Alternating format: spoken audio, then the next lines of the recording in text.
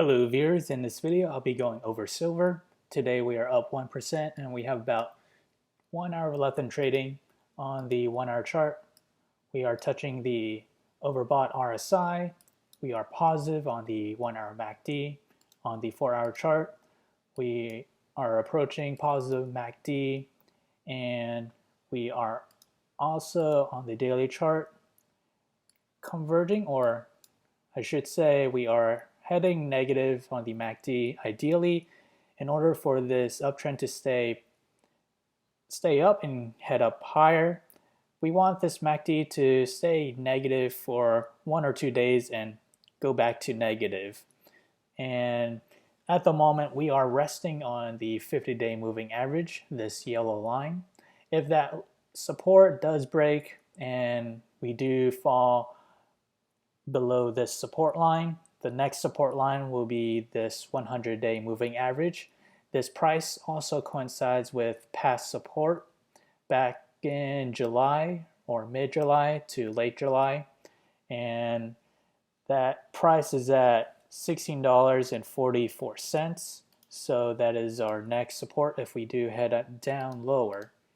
And as for resistance, if we do make a higher high in the next coming days, the next resistance will be this resistance back in September 23rd to September 25th at the price of $18.70. So if we were to move on higher, that price movement is roughly around 5.3% to the upside. On the downside, hitting the next support, that price movement is around 7.2% to the downside. So let's head to the forecast model. On here, I'll go day by day, where silver will head to the next coming days. So we have 1 day out, 2 days out, 3 days out, 4 days out, 5 days out, 6 days out, and 7 days out. So which one of these forecast models we should focus on? Ideally, the model that is the best match to the current trend. We have the current trend right here, and below is the trend that I believe is the best match. And this trend dates back to October 2nd, 2007 to December 27, 2007. So let me point out why these two charts are similar. So what we have here in the current trend, we average above the middle Bollinger Band for several weeks, and then we proceeded to break down and revert back to the mean to touch the middle Bollinger Band.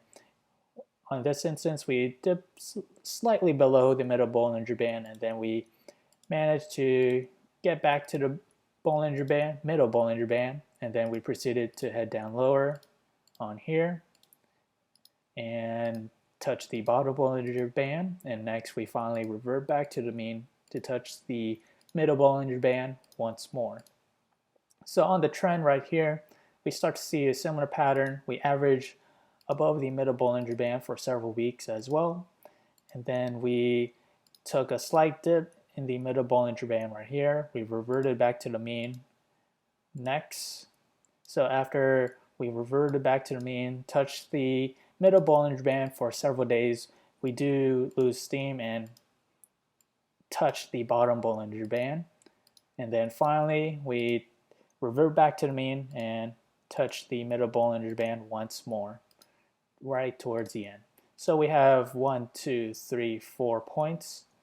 We also have 1, 2, 3, 4 points. So there's reason to believe that the trends and patterns are the same. The outcome and forecast should be fairly the same.